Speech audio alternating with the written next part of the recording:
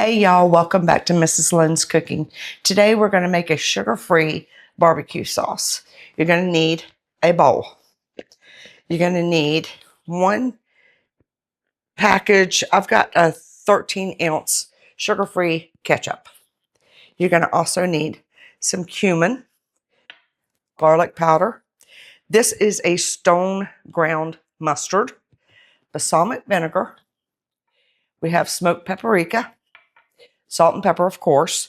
And then you're also going to need the liquid sweetener, this is a Truvia, and that's the one we're going to use. So we're just going to dive right into this in just a second. Be right back. Okay, we're going to get started. This is really quick and simple, and this will last in your refrigerator for up to 2 weeks. So first things first, we are going to take this whole bottle of sugar-free ketchup. I prefer Primal, but the store I went to seemed to be out of it, so we're just going to go with what we have. So we're going to use every bit of this, and the best way to get all this ketchup out, honestly, is just take it and just tap it on your counter, because you're going to need as much of this tomato ketchup. So just get all that we possibly can out of this container. So, and like I said, it's a 13-ounce bottle, so it's a small bottle. Okay, next, what we're going to do is we're going to take, and I'm reading this off of this paper because I wrote everything down. So what we're going to do next is I'm going to add in a quarter cup of your balsamic vinegar. So let me go ahead and get that done. So let's get this here. You can use apple cider vinegar, but we're going to go with the balsamic. We like the flavor of this better than the apple cider. So, but if you don't have balsamic, you can substitute apple cider vinegar. And we're only going to go with, like I said, a quarter cup of that.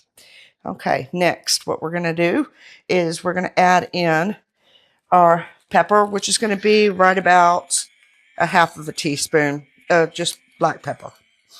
You can add more if you like, but I'm just trying to do this to where I made it before. It turned out really good.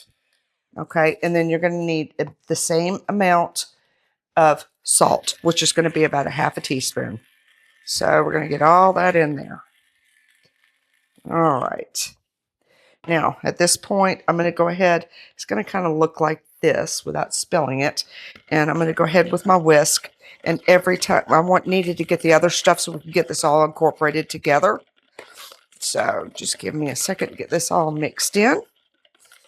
And if you let this sit overnight, it pulls up a much better flavor, but you can use it when you need it as soon as possible. I don't know why I'm screwing that off. Okay, now we're going to go with a half a teaspoon of our ground up. Maybe if I can get it out of here. Mustard, of our ground mustard. So we're going to put that in there. Okay, now we're going to stir this around in here. And you can tell by the color, if you want it a little bit more, you can add a little bit more to it. But right now, I'm just going to stick with what I made earlier in the week as a test batch. So next, we're going to need our paprika.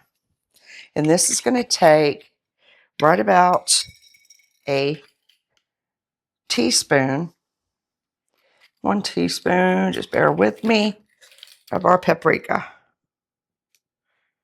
And a little bit always falls out, and that's fine.